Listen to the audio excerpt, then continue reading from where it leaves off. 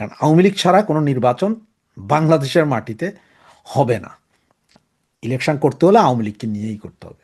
এরা 12ই ফেব্রুয়ারির যে ইলেকশন করার কথা বলছে, তথাকথিত ইলেকশন, ইলেকশন হবে কি না, আমি বদ্ধমূল ধারণা আমার ইলেকশন হবে না। ইলেকশন হওয়ার আগেই হয়তো এটা ভণ্ডুল হয়ে যাবে। তো সেই জায়গায় আমি দেখছি আমার অনেক ভাই বোন, বন্ধু বান্ধব, অনেক মুরব্বীরাও বলছেন যে হ্যাঁ, বাংলাদেশকে বাঁচাতে হলে না ভোট দিবেন, বাংলাদেশকে বাঁচাইতে হলে না ভোট দিতে হবে, মহিলারা ঘরে বন্দি থাকতে না চাইলে না ভোট দিতে হবে, আর গণভোটে হাঁ দেন যদি আপনারা বন্দি থাকতে চান। এইসব হচ্ছে ফাউল কথা আপনাদের। আরে যে ভোট আমরা মানি না, সেই ভোটে কি না হইলো কি হা হইলো সেটা তো দরকার নেই। আমাদের এখন সর্বপ্রথম যেটা দরকার সেটা হচ্ছে যে ভোট কেন্দ্রে জনসাধারণের উপস্থিতি শূন্য করার মতন চেষ্টা আমাদের চালানো দরকার, আমরা যারা আওয়ামী লীগ করি। কারণ আমরাও সারা পৃথিবীতে দেখাইতে হবে যে আওয়ামী লীগ ছাড়া এই দেশের যে নির্বাচন হয় সেখানে মানুষের উপস্থিতি হয় না। তো সে জায়গায় আপনারা না ভোট দেন, না ভোট দেন, কেন আমরা না ভোট দিতে বলবো, বা কেনই আমরা হা ভোট দিতেও মানা করবো? আমরা তো বলবো যে ভাই ভোট কেন্দ্রেই যাবেন না। কারণ ভোট কেন্দ্রে গেলে ওইখানে গোলাগুলি হবে, গোলাগুলি হলে হয়তো আপনার জামাই মারা যেতে পারে, আপনার ভাই মারা যেতে পারে, আপনার স্বামী মারা যেতে পারে, আপনার ছেলে মারা যেতে পারে, সুতরাং ভোট কেন্দ্রেই যাবেন না। এমনও আছে যে আপনার ভোট কেন্দ্রে যাবেন, ভোটের মিছিলে যাবেন, ওখানে গোলাগুলি হবে, আপনার 2-4 জন মারা যাবেন। হয়তো আমার ভাই, আমার বোন, আমার মা, আমার খালা, আমার দাদি, আত্মীয় স্বজন মারা যেতে পারে। সুতরাং আপনার না মিছিলে যাবেন, না ভোট কেন্দ্রে যাবেন, কেউ কোথাও যাবেন না।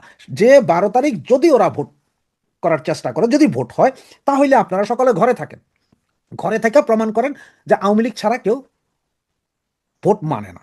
আর আওয়ামী লীগ নেতাকর্মী যারা আছেন, আমার ভাই বন্ধু যারা আছেন, বোনরা যারা আছেন, আপনাদের একটা কাজ করেন, আপনারা নিজেরা তো ভোট কেন্দ্রে যাবেনই না, এবং নিজেরা যে যাবেন না, এই যে একতরফা নির্বাচন যে হইতে দেওয়া যায় না, এটা গণতন্ত্রের বিরোধী, এই জিনিসটা মানুষে বুঝাইতে হবে। এবার সেই ভোটে কেউ ভেস্তের টিকিট দেওক, কেউ লঙ্কা কাণ্ড করুক, তাতে কোনো সমস্যা নেই, আমরা ভোট কেন্দ্রেই যাব না। কারণ এই ভোটের কোনো যৌক্তিকতা নেই। আপনি একটা জিনিস বুঝতে পারছেন যে সারা বিশ্বের বিভিন্ন জায়গা থেকে বিভিন্ন দেশগুলো অলরেডি ইনক্লুসিভ নির্বাচনের জন্য প্রেশার করতেছে। এই যে আজকে ডাক্তার ইনুচ্চা, সে যে বললো যে আওয়ামী লীগ এখনো ক্ষমা চায় নাই, রিকনসিলিয়েশন চিন্তা করতে, আর ওরা ক্ষমা চাইলে, এই বেটা তুই কে, তোর কাছে আমি ক্ষমা চাইবো কেন, তোর কাছে আওয়ামী লীগ ক্ষমা চাইবি কেন, বরঞ্চ তুই হারামজাদা আমাদের কাছে, আওয়ামী লীগের কাছে, দেশবাসীর কাছে ক্ষমা চাইবি, উল্লঙ্গ হইয়া রাস্তায় রাস্তায় দৌড়াবি তুই। তোদের কাজ হয়েছে এইটা। তোদের কাছে কেন আওয়ামী লীগ চাইবে? আওয়ামী লীগ যদি ক্ষমা চাইতো, আওয়ামী লীগ যদি অন্যায় করে থাকে, সেটা দেশের জনগণ সিদ্ধান্ত নেবে। তুই ইনট্রিপ, তুই হারামজাদা, তুই দখলদার, ইনিচ্চা, চোর, লুচ্চা, বাটপার, তুই তুই কিসের? তো আমার ভাই বোন যারা আছেন, যারা ফেসবুকে এখন অনেকে অনেকভাবেই প্রচার করতে, না ভোট দেওয়ার প্রচারটা আপনারা বেশি করতেছেন, বা আপনারা ওই যে হ্যাঁ ভোট দিলে কি কি হইতে পারে এই প্রচারটা করতেছেন, দয়া করে আপনাদের কাছে রিকোয়েস্ট, হ্যাঁ ভোট না ভোট, 12 তারিখের ভোট, এগুলো নিয়ে কথা বলেন। একটাই কথা বলেন, আওয়ামী লীগ ছাড়া কোনো নির্বাচন হবে না। এইটা বলেন যে আমরা কেউ ভোট দিতে যাব না, এইভাবে বলেন। এতে আমাদের উপকার হবে যে আমরা কেউ ভোট কেন্দ্রে যাব না, যদি মরতে না চান ভোট কেন্দ্র বয়কট করেন, এইসব কথাগুলো বলেন। কেন আমরা অমুক অমুকটা করেন, তমুকটা করেন, এগুলো তো আমাদের বলার দরকার নেই। এগুলো আমাদের বলার দরকার নেই, এগুলো হচ্ছে পাগলের প্রলাপ।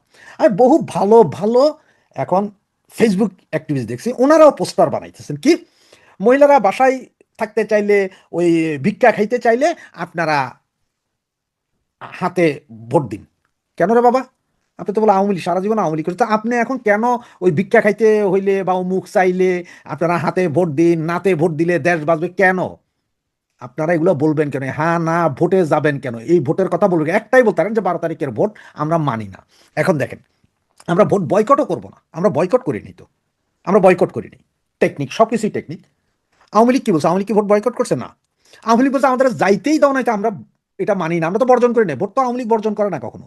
আওয়ামী লীগ তো ভোটের রাজনীতি করে, সব সময় ভোটে দাঁড়িয়েছে আওয়ামী লীগ। আওয়ামী লীগ কখনো ভোট করতে পিছপা হয় না। আওয়ামী লীগ এইবারও ভোট করতে ওনারা, আওয়ামী লীগ পিছপা না, কিন্তু আওয়ামী লীগকে নির্বাচন করতেই দিতেছেন না। আওয়ামী লীগকে যে নিষিদ্ধ করে, রাজনৈতিক কর্মকাণ্ড নিষিদ্ধ করে, ব্যালেটে নৌকার প্রতীক পর্যন্ত উঠে দিয়া আপনারা আওয়ামী লীগের বাইরে রেখে নির্বাচন করার চেষ্টা করতেছে, তাহলে সেই নির্বাচনকে আমরা অবৈধ বলবো, সেই নির্বাচন আমরা মানি না, সেই নির্বাচনে আমরা কেউ ভোট দিতে যাব না। এবং সেই ভোটে ব্যালট পেপারের কোথায় কার সিল আছে, কোথায় কার সিল নাই, কে কে গ্রুপিং করলো, কে কে দল ভাঙাইয়া ফেললো, কে হাতে দিবে, কে নাতে দিবে, হাতে দিলে কি বরবাদি হবেন, নাতে দিলে কি সুবিধা হবেন, এগুলো আমরা বলতে যাবো না। আমরা একটা কথা আমাদের, যে আমরা অবৈধ নির্বাচন মানি না, ভোট কেন্দ্রে কেউ যাব না। এইভাবে করে আমরা সারা বাংলাদেশে একটা রব তুলতে হবে যে ভোট কেন্দ্রে কেউ যাব না। তার মানে আমাদের চেষ্টা করতে হবে ভোট কেন্দ্রে যাতে কোনো লোক না যায়। আপনার 1996 সালে 15ই ফেব্রুয়ারি ইলেকশনের কথা মনে আছে? ইলেকশনের আগের দিন রাতে কি হয়েছে? 2 দিন আগ থেকে বিভিন্ন জায়গায় ভোট কেন্দ্র গায়েব হয়ে গেছে একরকম। কোনোটাতে পাবলিক যায় আগুন জ্বালাই দিছে, ব্যালট পেপার তুলে নিয়ে গেছে, রাতের বেলা সব মায়েরা ধরে তস তস করে ফেলাইছে, মানুষ যায় না ওখানে। বিএনপি হাজার চেষ্টা করেও মানুষ নিতে পারেনি। সুতরাং এইবারও তো আমাদের সেটাই করতে হবে, যে আমরা যাব না, আমরা এইসব ভোট মানি না, আমরা আওয়ামী লীগ, আমরা যাব না, আমাদের যারা সমর্থন করে আমরা কেউ যাব না।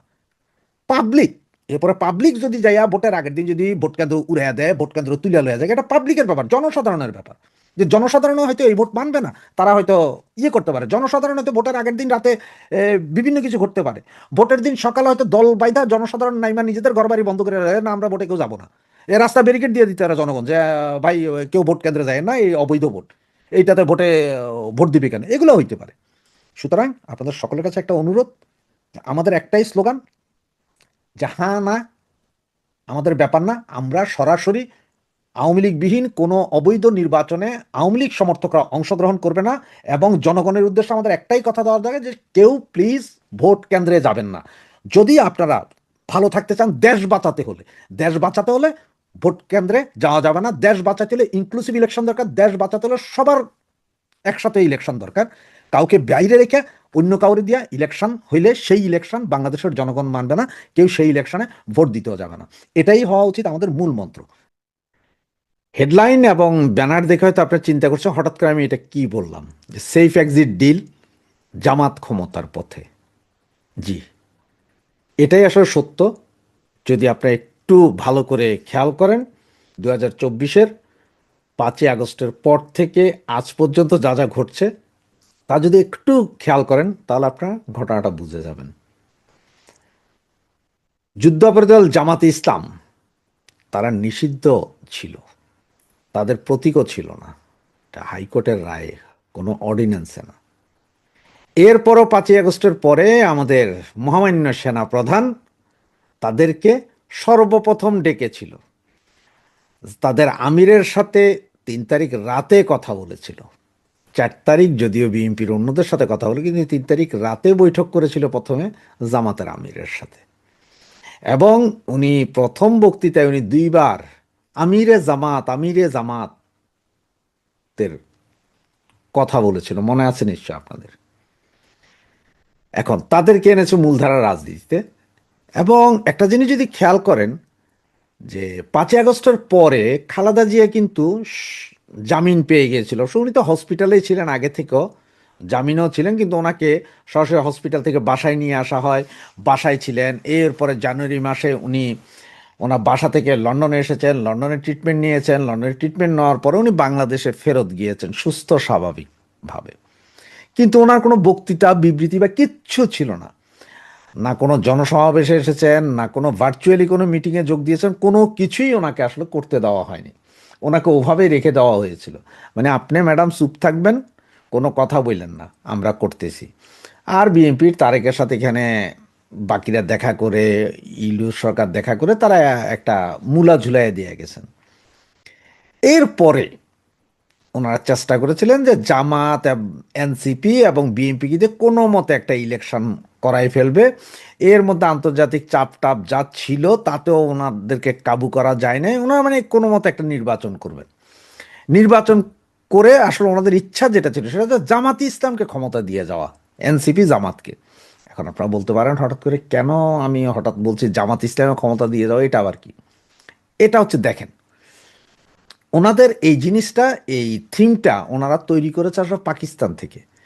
পাকিস্তানি সেনাবাহিনী যেমন কোনো কিছুতে নেই, ওরা পেছনে আছে, কিন্তু চাইলেই কালকে সকালে রাষ্ট্রপতি গেছে গা, অন্য দল আসছে, এই দল গেছে গা, তো ওই দল আসছে, কিন্তু মূল ক্ষমতার কেন্দ্রবিন্দু কিন্তু সেনাবাহিনী। কিন্তু সেনাবাহিনী কোথাও নেই, মানে এটা হচ্ছে যে ঘটনা সত্য, কিন্তু প্রমাণ করতে পারবেন না আপনি। সেনাবাহিনী সব নাড়াচাড়া করছে, যত পয়সা যত যাই কিছু বাজেটের 70% পাকিস্তানি সেনাবাহিনী খায়।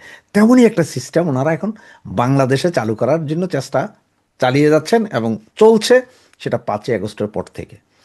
তা নাহলে আপনি একটা জিনিস দেখেন, আমাদের বিমান বাহিনী প্রধান পাকিস্তান গিয়ে যুদ্ধ বিমান কেনার চুক্তি করে, আমাদের সেনা প্রধান, বিমান বাহিনী প্রধান, নৌবাহিনী প্রধান এক হয়ে পাকিস্তানের সাথে নিরাপত্তা চুক্তি করার জন্য উৎসাহিত। পাকিস্তান আসছে যাচ্ছে, ওনারা আসছে যাচ্ছে, সব কিছু ভাবটা এমন যে পুরোপুরি ওনারা যে পাকিস্তান মাইন্ডেড হচ্ছে, সেটা হচ্ছে মূল কথা। এবং এই মুহূর্তে যেটা চলছে আবার সেটা হচ্ছে যে এখন একই কারেন্সি করার চেষ্টা করছে, পাকিস্তান এবং বাংলাদেশের কারেন্সি একটাই হবে, এটারও নাকি চেষ্টা চলছে, যার কারণে আমাদের অর্থনৈতিক অবস্থাকে এই দৈন্য দশায় নেওয়া হচ্ছে, যাতে পাবলিক না বলে যে এইটা কি হলো। তা এই যখন সব অবস্থা, এরই মধ্যে বিএনপি কিন্তু এখনো বুঝতে পারতেছে না। বিএনপি যদি বুঝতে পারতো, আপনি দেখেন গত 5ই আগস্টের পর থেকে এখন পর্যন্ত আপনার সেনাবাহিনীর হাতে নিহতের সংখ্যা 40 জন, তার মধ্যে 30 থেকে 32 জনই আছে বিএনপির। গত 2 সপ্তাহে বা গতকালকেও যদি চিন্তা করেন, এই 2-3 সপ্তাহে আপনার 4 জন মারা গেছে বিএনপির। এক ছেলে তো চিটংয়ে বাবার জিয়াফত খেতে গিয়ে ওখান থেকে সেনাবাহিনী তুলে নিয়ে যায়, পরে মৃত অবস্থায় ফেরত দেয়। এরপর চুয়াডাঙ্গার একটা ছেলে, গতকাল রাতের আর একটা ছেলে, সবই সেনাবাহিনীর হাতে অবৈধভাবে তুলে নিয়ে হত্যা। এইটার জন্য কিন্তু বিএনপি এত শক্তিশালী, বাংলাদেশের সমস্তময় ক্ষমতার অধিকারী, এই মুহূর্তে কিছুই বলতে পারছে না, কারণ ভয়ে আছে বিএনপি। আওয়ামী লীগের তো এই পর্যন্ত জেলখানায় মারা গেছে 100 কতজন, এবং ইন টোটাল সারা বাংলাদেশে মারা গেছে 3,000 আওয়ামী লীগ নেতাকর্মী। তা আওয়ামী লীগ তো ক্ষমতায় নেয়, আওয়ামী লীগের রাখেই নেয়, আওয়ামী লীগের ফুল কোণঠাসা করে দিছে। কিন্তু বিএনপি এত ক্ষমতাধর হওয়ার পরও বিএনপির এই যে বললাম আপনার 32 জন, এবং গত 2 সপ্তাহে 3 জন, এদের ব্যাপারে বিএনপি একটা টু শব্দ করেনি।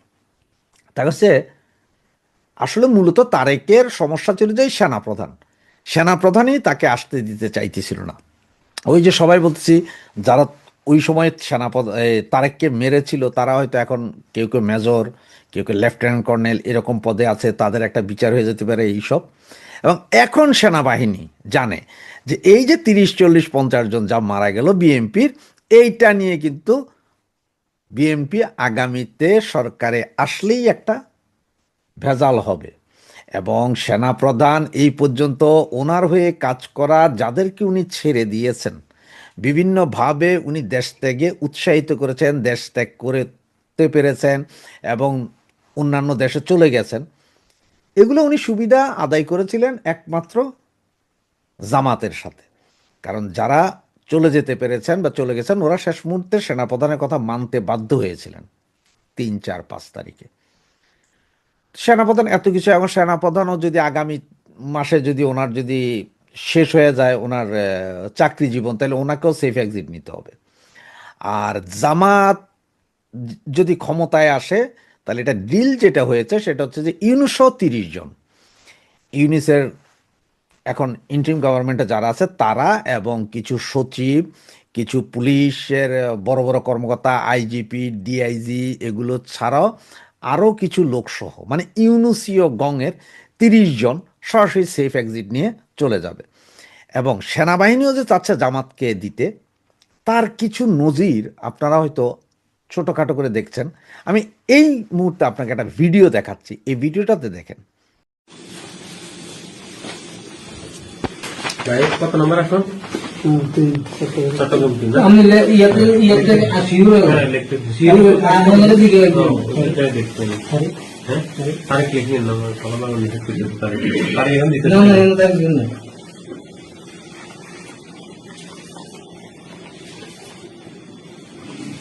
বিশের পরে কাজ এই ভিডিওটাতে দেখলেন, এখানে হচ্ছে কি যে জামাত যেই সব ভোট সারা পৃথিবীব্যাপী বাঙালিদেরকে যেই ব্যালট ভোটের কথা বলা হচ্ছে, পোস্টাল ভোটের কথা, ওগুলো কোনোটাই আপনার 100% বিলি হয়নি।